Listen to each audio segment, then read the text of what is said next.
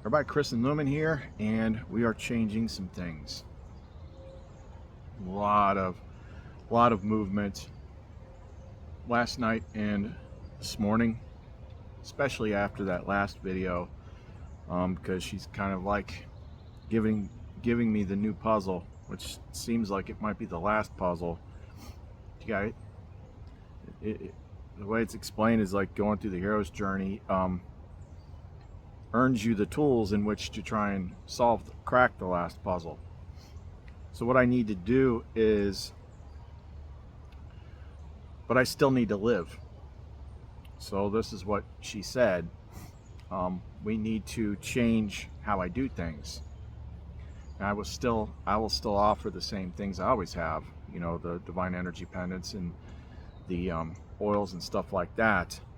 But what she did was, due to the understanding that was gained from the events of the last week, that was really like one of the most important things I could have possibly learned. And it's one of those things where you might know it in theory or it might make sense, but there's something different about actually seeing it. Like when you see it and it's something internal, then you can know. Then you understand, like, so much of this stuff in this place is put there to mislead you. The stuff we see on TV, the stuff we see in movies and things like that, it's meant to mislead you. This place is basically, you know, we've called it many things, but the what she was leading me to in the last, week and a half or so, maybe 2 weeks, was referring to this place as basically Tartarus, like the way it's shown in Wrath of the Titans. That's the Matrix, the labyrinth. The labyrinth that constantly moves and shifts, and you see this in a lot of other movies too, like The Maze Runner. It's so big and it's so shifty. And how is it shifty? Because of your birth chart. That right there, that's what makes it difficult for us to communicate. That's what makes it difficult for us to all be on the same page. That's what makes it difficult for everybody to see as other people see, because none of us are wired the same way. None of us. So you've got all these different signs in your chart that are connected to the operating system up above, and that thing is always moving. And that thing is always having different effects on you based on how you are wired.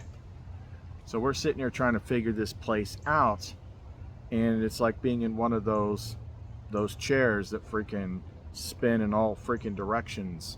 Like you can't get your footing.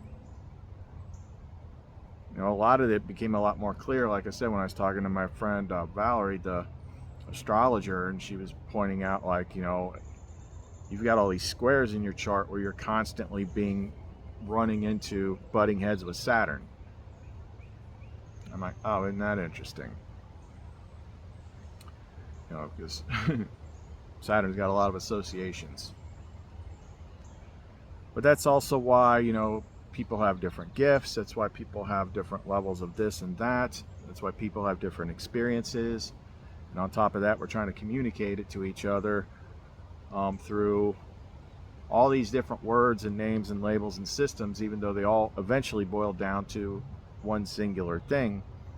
But how do we come to the terms to agree on what we're talking about? It's hard. I've had people tell me that, I consider to be like up where I'm at, and sometimes they're just like sometimes it's hard to keep up with you, like, because I talk to people, and like I have to be reminded of this sometimes. Like, I talk to people as if they can see the world the way that I see it, and they're just like, what? And I'm like, wait, and I freak, like, everybody can't do this? Everybody can't see this? It's like, no, we're all different. And I have a specific, maybe it's because I've done this so many freaking times, I have a specific alignment this time that allows me to do what I got to do. But it also means I'm extremely tested. I'm extremely tested. And now we're getting to the bottom of like what is behind it all. And that's why Epinoi has shifted my focus on what she wants me to learn and do. Now I don't need to, I can still talk about it because people are interested in hearing about it, and you can make new connections about all the esoteric topics that you see when somebody's unfolding them, but you don't have to do what I'm doing. You don't have to do what I'm doing. And it's hard to describe. I try the best I can. It's hard to describe what she shows me and how she shows me, because when I'm looking at the information in my head, it's like in 5 dimensions. It's everywhere, all around me, all at once, and all connected. And the only way that I can convey information is one-dimensionally through words. So in order to get it to fully understand an idea like this, you have to get it like all at once. But I can't say it all at once. So it comes out in these drips. That's like I just do the best that I can. But it also, isolates you a lot, because it's like, how many people can actually relate to this? It's very, very weird. But in order to solve the problem of me being able to live in the whatever time's left in the game, she wanted to take what we've learned and reapply it into a system that we can do for people that is going to benefit everyone. Like, the framework within it only has like the bare minimal amount of like, you got to believe what I believe. Believing that there's a higher divine mother, believing that you have a divine partner, which I call a lumen. That is pretty much, the rest of it is stuff that, is not anything crazy that you got to believe in. You don't have to believe in the whole story that I'm playing. Like, this is just dealing with like the core things, and it's dealing with the things that is going to do the most benefit for everyone. For everyone. No matter what level you're at, no matter where you're at, no matter what your chart is, like, this will benefit you. And I had to, it's gone through several iterations as I've grown in knowledge and attained new levels. But now it's like, here's the final version. This is what we can do for people to clear them of what is bogging them down. It was good before, it's way better now. Because the framework, the meanings of certain words have changed, and the energy I bring to it is changed. I still have to embody the authority of the divine masculine side, but only as much as I need to. Like, I'm well aware, like, one of the biggest hindrances that I have as someone who does spiritual work is I'm a guy.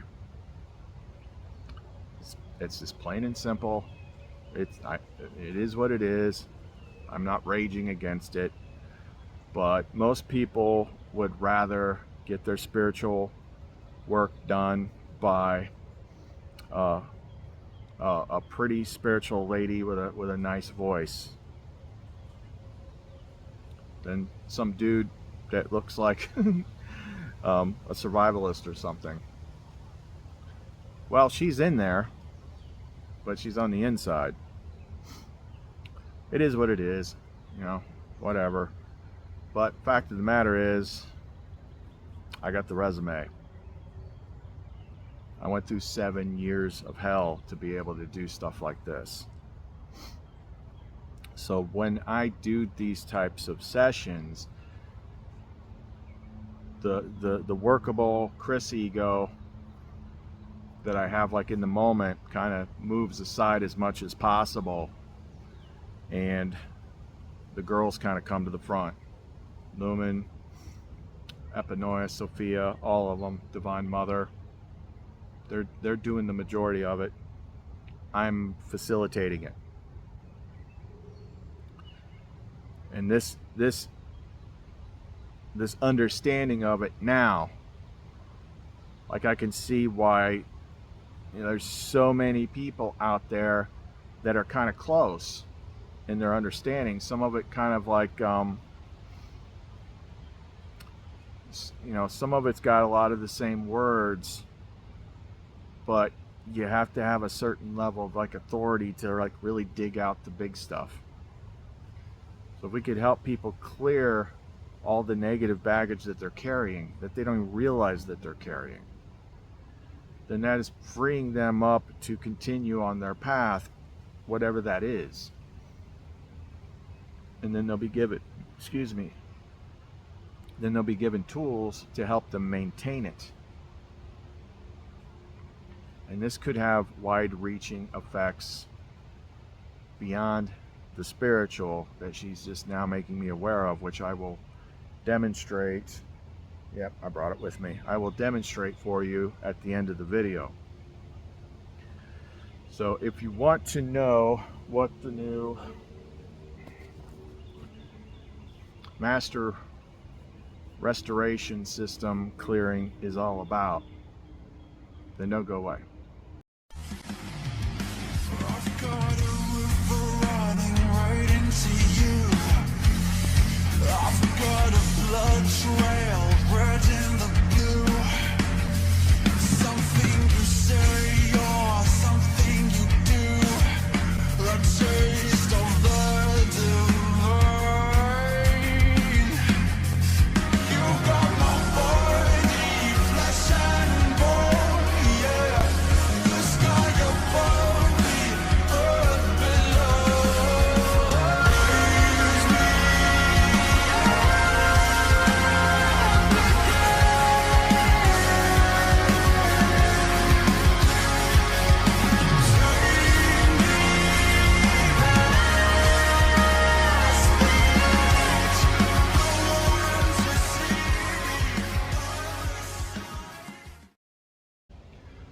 So as I said, this is the perfection of a system that Epinoia first started teaching me the beginning of last year.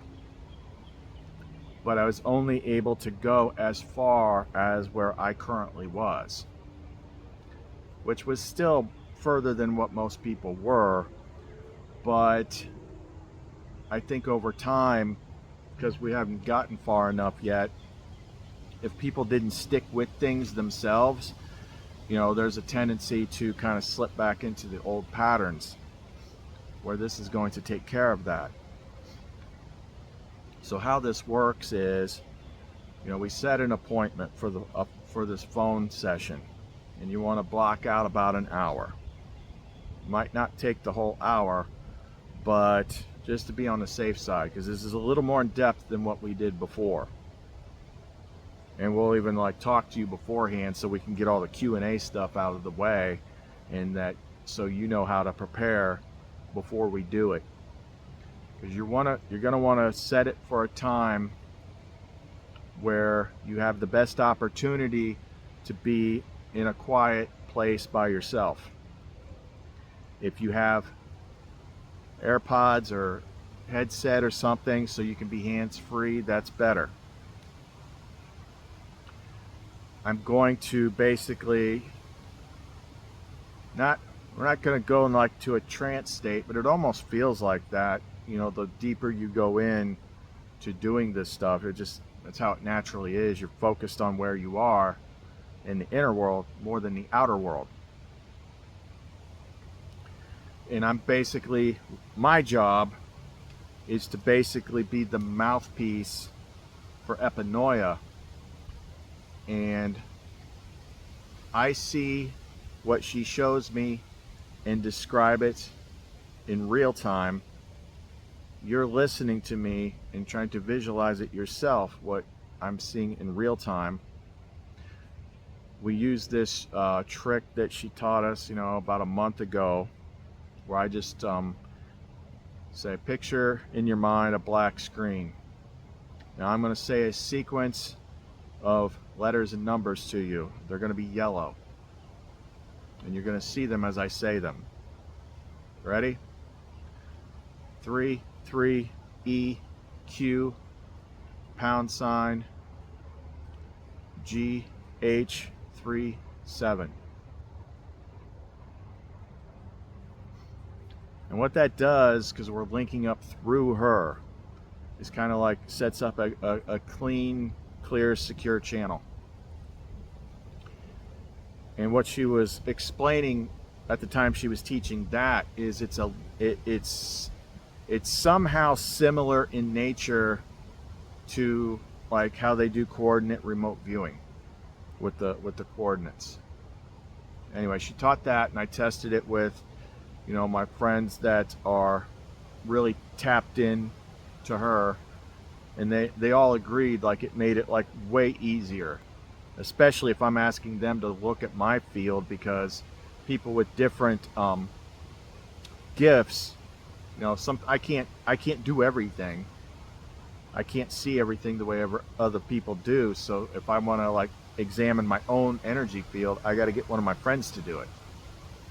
So if I give them the secure line, then they can tap into me easier and they can see easier. It's the same with this. So in the when we first talk on the phone, it'll be like explaining all this stuff so that you're ready for it when we actually do the session. So here are the notes that Epinoia wrote. Okay. In order to do this level of work on another, person needs to be initiated themselves and be able to operate from earned divine authority, combining the higher masculine and feminine aspects, and operate outside of their own ego. Main point: heal the adversary, love your enemy. So this is one of the things that we learned in the last week. I had to see it to understand it.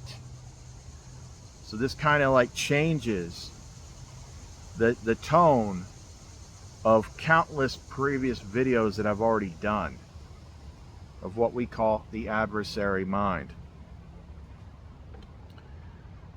And a lot of the things that we learned to deal with it that come from the past could be from people that identified this thing, but they had not fully seen it in its true form.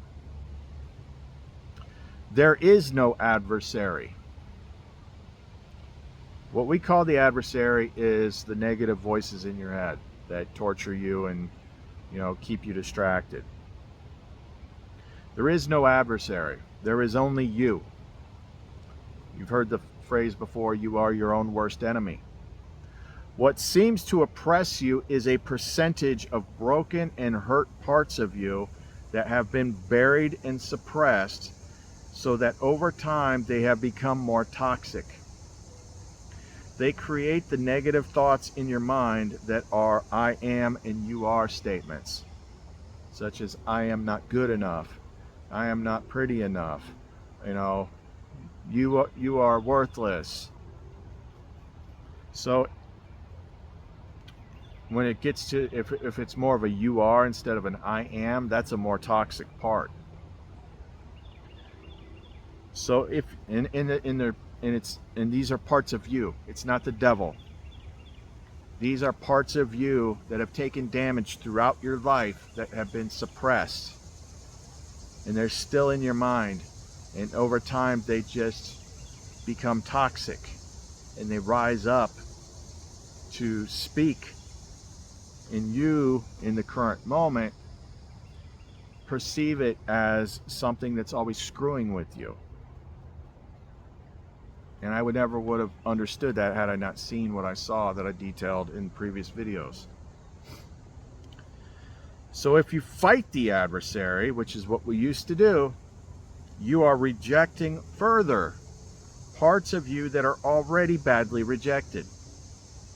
Every bit that you heal and transmute returns more of your power and restores the true self. The adversary may very well seem like a separate entity, but it isn't. So the people that are closer to understanding this in reality, that's what they're kind of talking about when they say shadow work. But a lot gets lost in translation in the words that people use. Because what a lot of people that do shadow work would say depends on your perspective, like whether they're right or wrong, or like, oh, you got to love your shadow. But sometimes even the way that they say it is it's like, oh, accept that you got a dark side or something like that. When really, if you're doing it correctly, loving those parts is restoring those parts so that they are no longer dark. But there's people all over the place that learn from other people and not the inner guide, not the inner instructor. So it only takes you being off just a little bit to mess it up. That's why I've had limited success with the adversary. It was different with me, kind of shifted. But if they were like, it's not a separate thing. It's not something that was installed in you specifically to torture the ego, like I've said in the past. It is part of the ego that you were given, and as the parts break off, as they get hurt, they become splinters and they start to fester up. What do you need to confess that weighs on your soul? That's the big one that people probably won't like. But guess what? I didn't like doing it in the last couple videos either. But that's why she made me do it.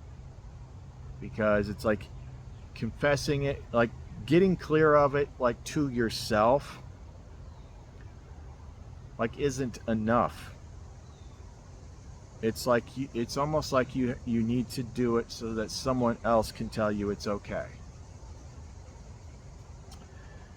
What do you need to confess that weighs on your soul? You will receive no judgment from us. None. We've been through it all. We've done our own stuff. My ego has done things that hurt me badly, and I confess them publicly. What happens in a session is private and strictly and professionally confidential. That's why she pointed that stuff out to me. The last rites and the receiving absolution, first thing, and both of them was confession. That's what she wanted me to see. You got to get it out.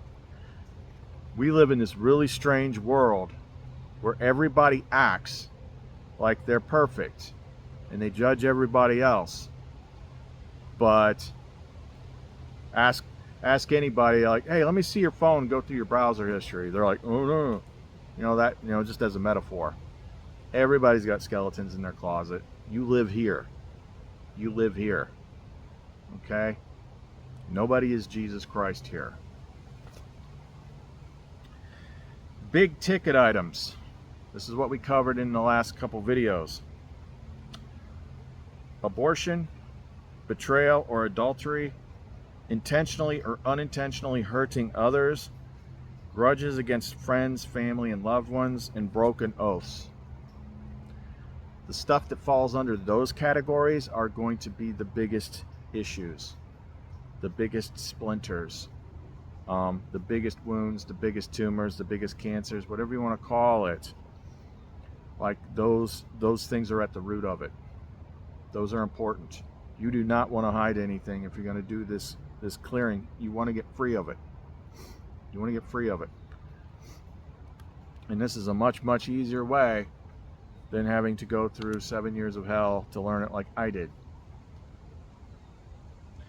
So as I said, we are adjusting the meaning of adversary in order to still utilize the Benedict exorcism here, as we do not want to antagonize what is already inflamed. So we used to refer to those negative voices as the adversary, and that is what the Benedict exorcism is aimed at, but we need to adjust our meaning of what adversary means in this context now. Instead, it will refer to the celestial mechanics which turn the screws on us and keep us in a constant state of imbalance. That's what she's got me focused on now. But we don't even need to worry about that yet till we get this done. Okay, so now we get to the actual, step by step. Now we're just gonna go through the notes, but understand, like, when we're actually doing this, when we start doing it, it might be like we might go through like the first 3 chakras on this first clearing. You might not feel much at first. Then you'll start to feel something. After we do all that and we keep going deeper and deeper into this, we get to the part where we're visualizing things. You're going to start to see them. You're going to see lumen. You're going to see a bunch of things. That's when we're really getting in the wavelength. So first step, chakras 1 through 7, clearing. We use the Benedict exorcism for this because it works. Benedict exorcism and blessing to release stuck energy and to pacify, subdue the adversary, not banish it. That is simply rejecting further parts of you that are already feeling rejected. So what we are doing is pacifying its resistance so we can fix it. So if you take your dog to the vet because it broke its leg, the doctor's going to have to kind of like put it to sleep. It's going to have to calm it down first. That's the strength card. That's Lumen taming the lion. So we're not using the benefit. We're not doing it like we used to do it, using the Benedict to expel and banish the adversary. Well, now we know through much, much, much hard-earned wisdom that you're just, in the end, you're making it worse. Because that could be, that nasty voice in your head, its root could be some big rejection that you felt in high school. Now you just reject it and banished it again. Blows my mind seeing this now. Then we're going to, these are the things we're going to state out loud, that this is what we're doing while we're doing the Benedict exorcism. We're going to release fear from each one of these energy centers. Fear is the #1 control mechanism in the game, which poisons the present and the future. We're going to release grief, remorse, shame, and self-judgments, which are the fuel for the negative thoughts. These are just the energetic packets in these chakras. We're going to focus on releasing and letting go of the past. Come on, paper.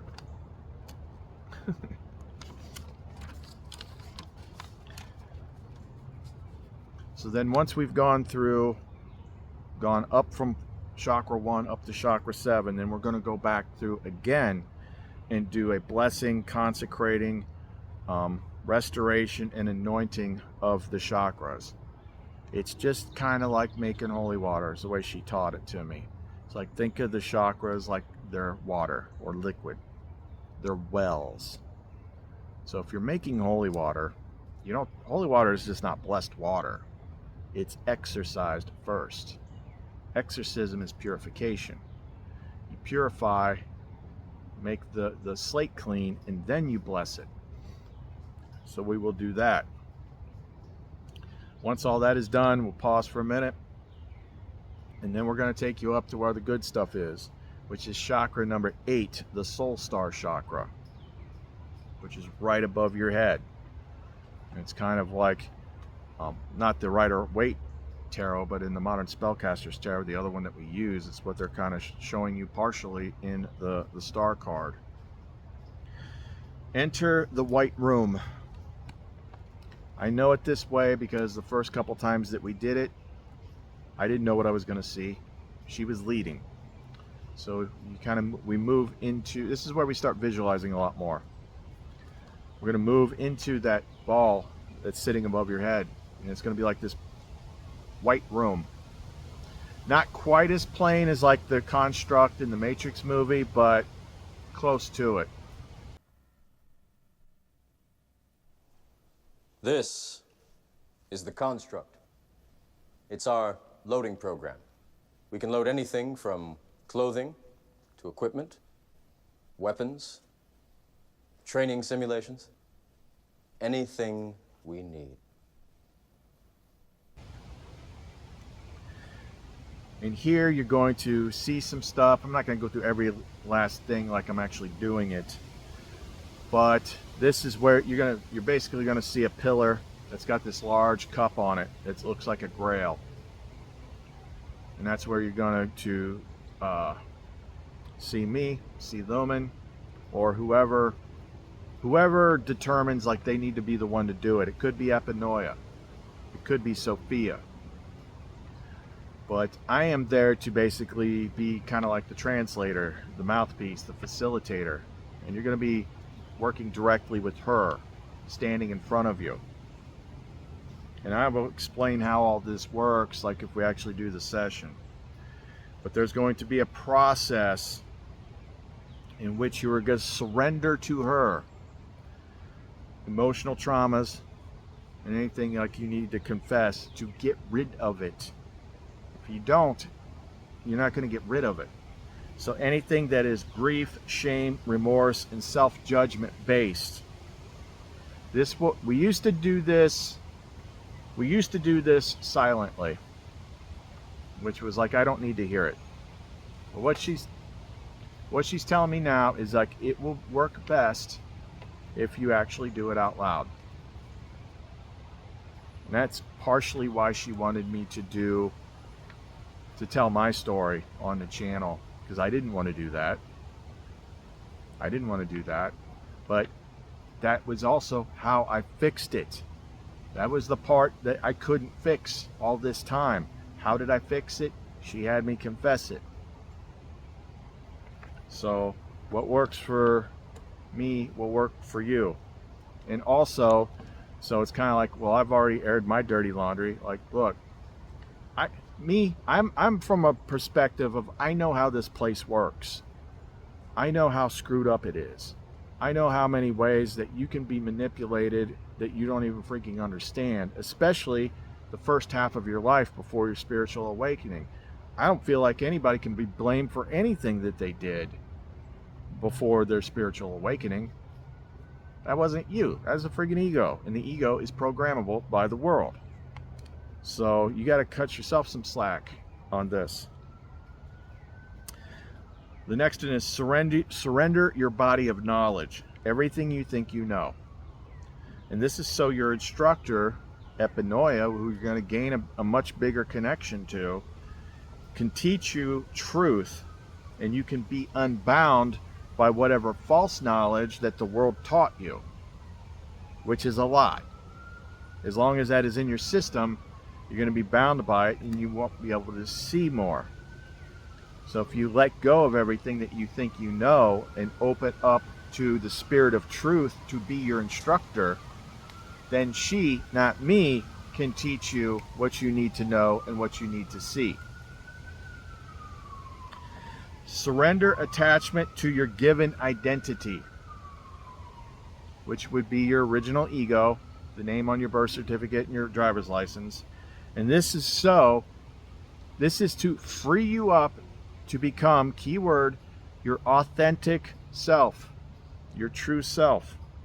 In order to become your authentic self, you need to let go of who the world taught you were and who you try to be in order to please the world, so they'll be nicer to you.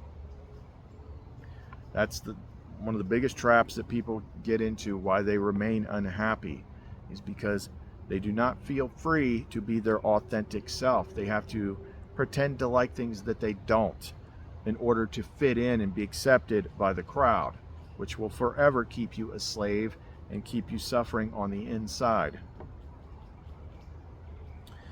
Forgive whomever you need to forgive. And we can stand in for them in this case. You may feel free enough to do it in person later, but there could also be the types of situations in where somebody really did do something bad to you. So you're not going to go, whoever like beat you up or assaulted you in some way, like you don't need to go forgive them in the world. Forgiveness is letting go of it. Forgiveness isn't for them. Forgiveness is for you. So because if you do not forgive them, then that means that they get to continue to torture you in your mind. You're actually letting them win by not forgiving and letting go. Think about that. Transmutation of surrendered energy and purification of the Grail. What that means is there's a visualization we do when we're doing all this stuff, in which you're reaching in, and every time you're letting go of something, every time you're sharing something, you're pulling like this black ball out of your chest. And then Lumen, Epinoia, one of them is going to be holding your Grail, and you're going to surrender it to her by dropping it in the cup. And then there will be an anointing and empowering of the authentic self. So when we do that, because we're linked up the way she taught us to do it, I have all these charged oils and things on my end. So what I do is if we are anointing you with something, then I take it and anoint myself with it and describe when I'm doing it so that you're receiving it. And it's transferring that way because we're all connected through her. What we no longer have in this structure, or there was this whole chip swap thing, swapping out the adversary mind, because now I have new knowledge. So now she's like, we don't need to do that anymore. We're not swapping it out, we're healing it. So that's that stage. From that point on, we walk you through it, and there's kind of like, hey, there's a door over there to the left, do you see it? We walk through the door, and I will describe what's in there at that time. It's a very cool place. It's kind of, you go through this like trail, it kind of looks like a jungle or something, and it's like a twilight sky. And we come to this clearing where there's this outcropping of rocks with a spring in it, which is the wellspring. And this is where the connection to the Divine Mother is. So you will meet the Divine Mother. And then there's something we taught us to do where you offer a bit of your light back to her to restore her. It's kind of like the black ball thing, except you pull out like this little marble of light and you toss it in the wellspring. And after we did it the first couple times, I'm like, wait a minute, is this where like the wishing well thing comes from? That's what it seems like. Now, if there was an instance in your clearing that involved taking life, which more often than not is going to fall under abortion, then this is the point in where you will do that confession to her. And when that happens, I generally tell the person, okay, for this one, this one's between you and her. So I'm gonna take my headset off and I'll be back in about a minute and a half, see if you're done, so that you can speak to her from your heart. And then you receive forgiveness and absolution for all confessed and surrendered things. Because she's good, all she wants to do is hear it. That's what we talked about in previous videos, where like we did all this work and then like people still didn't feel connected to her, and it was because of that. It was because of that. So if that didn't happen, no problem. If it did, you confess it to her, then she will direct you to receive forgiveness and absolution for all confessed and surrendered things. Then, this is important, a new thing that she included. Then we're going to have you switch places with her and repeat. So we need you. We're going to tell you now, imagine you are her. And you are looking at you. Standing in front of you. Now you do whatever you need to do and say, I forgive you, and you are absolved. So you're going to see it from both sides. You're going to see it from her doing it to you, and then you doing it to you from her standpoint. For some reason, that's really important, she says. Then you will be directed to take your newly cleansed grail, scoop out some water, and drink from the cup. Drink from the well of life, the wellspring. So that's why we usually tell you to have a glass of water handy before we start. Then she gives you a hug or something like that a lot of times, and then we leave that place, we go back to the white room. From there, we're going to go to the newest place that was unlocked in the last couple months, because I have to do these things before these things unlock. I can't do them for people unless I do them first. And I have to go through all sorts of hellish tests in order to do that. So the next part is the newest one and the most interesting, because I'd only done it with other people like 3 times. And the last time that I did it, something unexpected happened. Like someone else showed up that I wasn't expecting. So I'm not going to say who that was, because I don't, if it meant to happen, it's meant to happen. It might have to do with the specific person. But I'll get to that when I get to it. So anyway, we're going to go now to a door on the right side of the white room. And that leads to your garden, the garden of your mind. So you kind of go through the door, and there's like this kind of like rose trestle, these rose vines and stuff like that. And you kind of walk into this big crazy garden. This is why Epinoia wanted me to watch the movie The Shack. So I had this framework.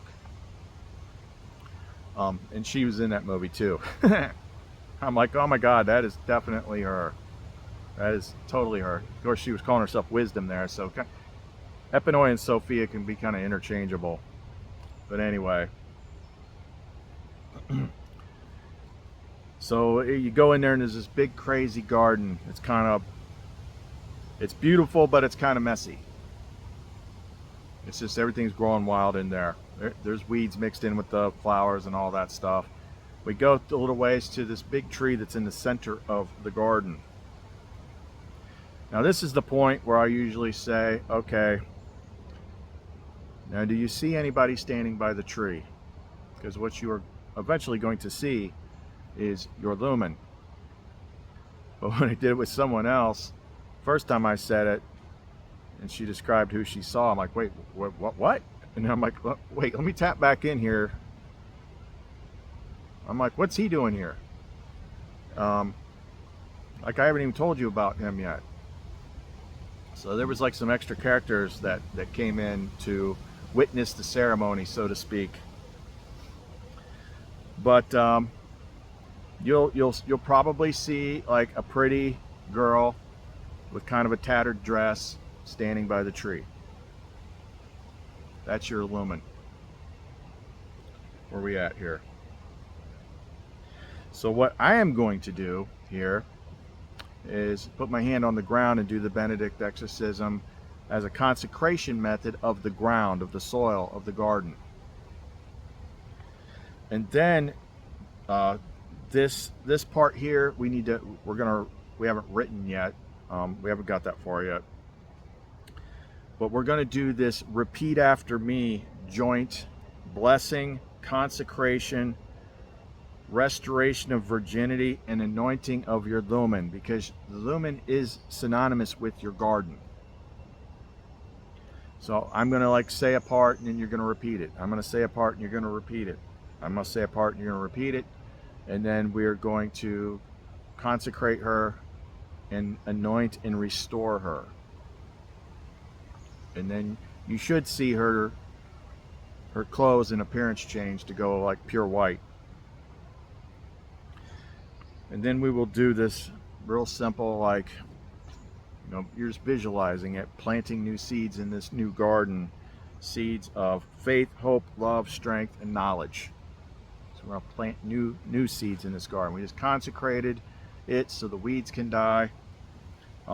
This is what you've been pruning, doing the protocols. If you've been doing the protocols correctly, you've been pruning the weeds. And then eventually you're going to do a much bigger action. Then you can give your lumen a hug and we can move out of there. Okay, we're almost done. So this one is marked as needed. So the question is there a super trauma? A super trauma is a clear indicator of the hero's journey. It would be the worst day of your life. And it would be noted by the fact that it's the worst day of your life, because from that day forward, everything changed. Everything turned to hell. Everything collapsed. Your life fell apart. It is literally like the epitome of the Tower card amplified. Now that may or may not have happened to you, because if it happens at the degree that I'm describing, then you were definitely on the hero's journey, like the big one. And if that is the case, then we need to do an extra step, just as I had to learn to do in the last week. That one needs special attention. If there is, we will need to return to that identity that is frozen in time in that moment. It will be much calmer now after all the work that we've done. But we will need to give that specific part that is frozen its last rites, say goodbye, and allow that part to return to the light, because it's already suffered enough. That one gets to go home now. The other ones are mainly just healed, transmuted, and reintegrated. Because all these things that we clear, all this adversary stuff that we clear, all these things that are poison darts that have turned against you, that is all energy and power that you're going to get back once we clear and transmute them. That's why you're running at you might be running at 50% life force right now, because the other 50% has already been busted up, corrupted, and toxified, and now you're carrying around all these little freaking toxic gremlins that are constantly clawing on you and biting you. But those parts are you. So we heal them, you reintegrate them, and then you go closer back up to full power. So we didn't understand that before because I hadn't seen enough. I hadn't gotten through that last test of the super trauma identity. Conclusion: go back to the white room. There'll be a big mirror in there, and she will ask you to look in the mirror and tell me what you see. And you're going to see how your reflection has changed. And she says, put your hand to the mirror and say, I love you. Then I will finish. I'll step back into the divine masculine side and do a proclamation of restoration, standing in as the father, mother, child, since I've unlocked all those parts. Then afterwards, you'll get a reminder of all the basic daily maintenance protocols. And we'll be done. You're probably going to need to recoup. You're going to need to drink a lot of water. You probably need to, take an Epsom salt bath, take some magnesium, because the amount of toxic energy that we just worked on is going to be massive. You're going to reset. Now, notes. Final note. It is highly possible that once we do this, that parts that are more deeply buried may rise up to the surface. So that does not mean it did not work. It means there was stuff that was buried down further underneath your conscious mind. And just like I did with those angel of death tests, those angel of death methods, you peel away layers and you may find some deeper things. Knowing what you know now, you can forgive it and let it go. But if you feel you need help with this, then it's no problem for us to do a quick follow-up session in a more streamlined way so we can help you release this newly discovered part. I always do a follow-up. And then the last thing she wrote was, be patient with your healing. If you let it sink in, everything that we said in this video, that is a tremendous amount of stuff. That is not going to your Reiki practitioner once a week. That is like literally everything all at once, because we have knowledge of what it is, how it works, how it's all connected, how to purify it, how to heal it. And this is going to lift such a weight off your shoulders. Things that were stuck might start moving. Like it's impossible to know how many things might possibly shift from this. Any of the energy tools that you already have, you may notice that you feel them 10 times stronger than before. Well, let me show you something that I cannot guarantee, but may very well happen. And if you've been in the spiritual world long enough, this should not be new information to you. But let me demonstrate. So this right here may very well be the thing that sells you on wanting to try it. Case by case basis. Those of you that have been with me for some time may recall something that happened to me back in February. It's like I haven't felt great and healthy in like a long time, but somewhere around the middle of January I started feeling worse. I wasn't sleeping good. I was tossing and turning, and then I started to notice that my eyesight was getting worse. Things were like, and it didn't matter if I was wearing contacts or glasses, it's like I couldn't see the TV as easily as before. And a whole bunch of other stuff, I can't remember all the symptoms, but a whole bunch of other stuff started to happen. And then I started like dropping weight like crazy. But I was just like, I couldn't do anything. I was just wandering. I just felt like I was bouncing around. Like I can't even clean my apartment. I'm like, what's wrong with me? I didn't understand it. It kept getting worse and worse and worse. And then one night, Epinoia very clearly told me, she's like, hey, put your symptoms into ChatGPT. So I typed my symptoms into ChatGPT, and it basically told me, you're diabetic, you're in ketoacidosis, and you're about to die. I'm like, shit. So there was a whole bunch of things that I was trying to get straight at that time. I'm like, oh, I gotta go get a new ID card. I gotta get this. I gotta do that. And I kept putting it off. And then like 2 days later, she's like, you cannot put this off anymore. Go to the hospital now. So I got an Uber because I couldn't drive. There's no freaking way. I couldn't even see the street signs. And I went to the VA emergency room. And they tested my blood sugar, and it was like over 400. And they're like, we have to take you to the hospital now. So they put me, which one do you want to go to? So I picked the one that was closest to home. So they put me in a squad, took me to the hospital. And I was there for a day while they just pumped me full of insulin and all sorts of other stuff. I felt horrible. And they're like, congratulations, you won the lottery, you're diabetic. So I had to change, she'd been trying to get me to change things I eat for a long time. Because I first started noticing this, immediately after we did the first version of this clearing a year ago. All of a sudden I started I'd eat something and it would be like somebody roofied me. It's the only way I can describe it. Like I'm not 100% asleep, but I'm like 98% out for like 30 minutes and then I'd come out of it. No clue. No clue what's going on. And it would just happen sporadically. So now I had to change everything that I had to eat. And it was kind of hard at first, because at first it's like you couldn't touch anything with sugar or carbs or anything in it.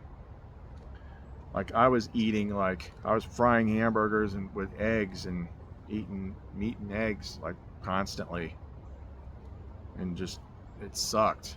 And I started to figure out some different things that I could drink. And like, even though there are some bad things in zero sugar soda, it doesn't have sugar in it. So I could get some of that in there. I found that I couldn't even eat pizza. That bummed me out. Because who doesn't like pizza? But the carbs or whatever in the bread and all that, it was just spiked my sugar. One time I ordered Grubhub from Wendy's, and they gave me a regular Coke instead of a zero sugar Coke. And I sat there and watched. I had the thing that plugs in your arm then, and I watched my blood sugar spike on the graph. It looked like that scene in Top Gun Maverick where they're going 10 G's up the side of the mountain. Yeah, it was over 400. I had to like do another insulin injection, and it was like that for a while. But then we moved into April, the eclipse, and that's when things took off even faster here. And the lessons sped up, and the tests sped up, and all the things that we were doing sped up. And we just kept, I was doing everything that I talked about. I'm clearing things. And then eventually the VA is like, oh, we're going to put you on metformin, try to get you off the one insulin thing. So now you only got 2, but then you're going to go off of that one. But as time gone on, I'm like, I felt like I don't feel like I have this anymore. So I started playing around with it. This is how I tested it. I went through 3 2-pound bags of Sour Patch Kids in a couple days. I've eaten a couple packs of those little mini candy bars, like Snickers bars or Twix bars you can get at Dollar Tree. I haven't like drank in straight pop yet, because I don't necessarily want to go back to that. I started ordering pizza again, checking my stuff. Nothing. So unbeknownst to, I'm going now by what Epinoi is telling me. So my doctor still thinks that I'm doing like, what was it? 4 metformin and 12 units of insulin a day. I haven't taken any metformin today. I only took 4 units of insulin last night, but she keeps telling me you don't need it. So minimal changes, like with the, I'm not, you get this tablet from the VA. It's like, you got to answer all these questions, so you send your results wirelessly. Like, are you exercising 7 days a week? I just tell it what it wants to hear. Great. And then you submit your stuff. But so I'll show you now. So that was only, let's see, middle of February, March, April, May. So it's only been 4 months since I was diagnosed as diabetic, and I'd been feeling the symptoms of it for the at least a year before that.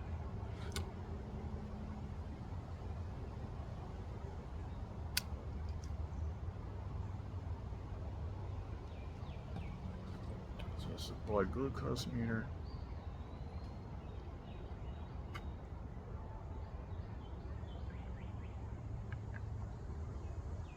Oh, what the hell? Error. Hold on. I think I didn't turn it on yet.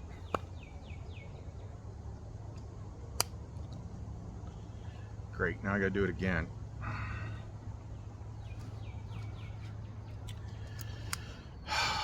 Blood sacrifices, I tell you.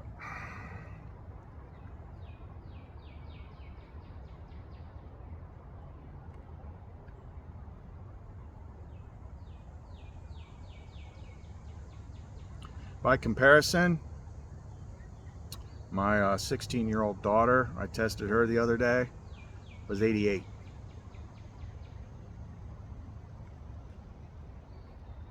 So I needed to see it for about a week. I mean, I don't know why I ever doubt her. She's the spirit of truth. But I knew that whole thing happened because it was like it needed to happen. It was part of a reset, either which way. But bottom line is I cured my diabetes in less than 4 months. Not with some special diet, by removing the energetic toxins from my body. So you've seen all those videos before. What is disease? Dis-ease in the body.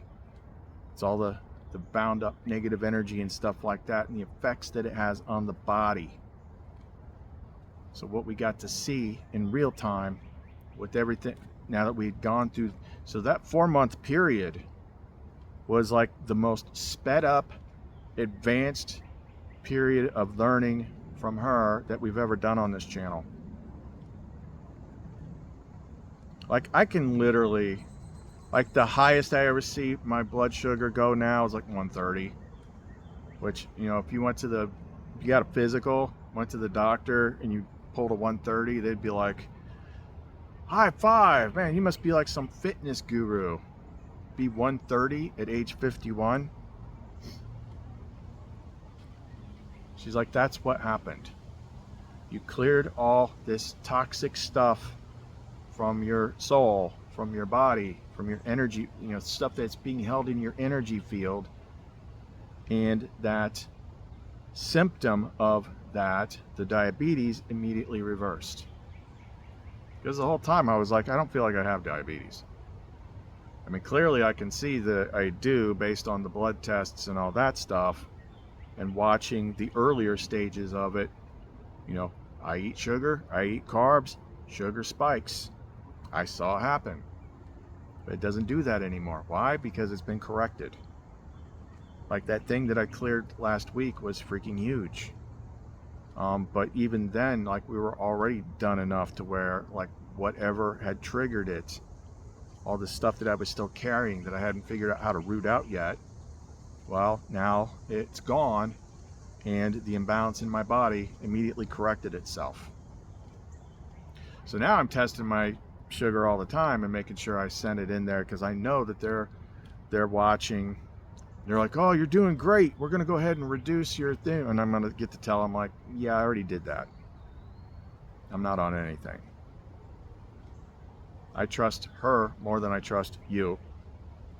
So, yeah, there you go. I cured my diabetes in 4 months doing this. So maybe that could be, if you're having some sort of chronic condition, I'm not promising that that will happen, but I'm saying, based on what a lot of spiritual practitioners and healers teach, there's a really good chance that it might turn the tide. Because it did for me. It's pretty freaking awesome. It's pretty cool to have something like that as evidence. It's like, that's what all those specials that you watched on Gaia TV, like, oh, diseases caused by your energy imbalances and all the pain and trauma and stuff held in the body. Yeah, that sounds nice there, fairy person. But then you actually do it and you get some big freaking, I mean, you got diabetes and you know, everything goes to crap and you can't get your insulin, like, you can die. I didn't like having that hanging over my head. So either which way, she's like, no. I mean, I think the 6 pounds of Sour Patch Kids test is a pretty good freaking test. Because if I had eaten 6 pounds of Sour Patch Kids at the beginning of that, my ass would be dead for sure. Blood glucose level 10,000 units. But yeah, like I said, like, literally, like, the highest that I've seen it lately, like the max is like 130, and that ain't shit. Clear the inner self, the body corrects itself. So I got this, you know, that was what she kind of challenged me with too is that whole heal thyself freaking test. I'm like, that was pretty freaking awesome. That was cool to see. I was like, now how can I fix my eyes? Haven't figured that one out yet. I know it's possible, but just because like the one of those mushroom trips that we did, I didn't have I took my glasses off, I didn't have my contacts in, and I'm like, why can't I see? And all of a sudden I look at the couch, and my eyesight zooms in on the couch down to like the threads. I'm like, how am I doing this? Why do I have Superman vision? Like, this is like what we can actually do. Somehow the mushrooms was like bypassing the body software. I'm like, oh my God, I got to figure this out. Anyway, one thing at a time. So this has gone on long enough. Now you know what we can do. Contact us if you want to know more. It's easiest to contact us through the Etsy store, clumencreations.etsy.com. I do that simply because that app will always push the alerts through my phone. You can friend me or send me a message on Facebook, Christopher Lucerna. But the Etsy thing is like, I use that because it's the easiest thing that gets through. I get so many messages or so many alerts and things for stuff that like the people trying to contact me don't always get through, but they do on Etsy. So clumencreations.etsy.com, and we can talk more about it then. Okay, so that's all we got for right now. Chris and Lumen, see you next time.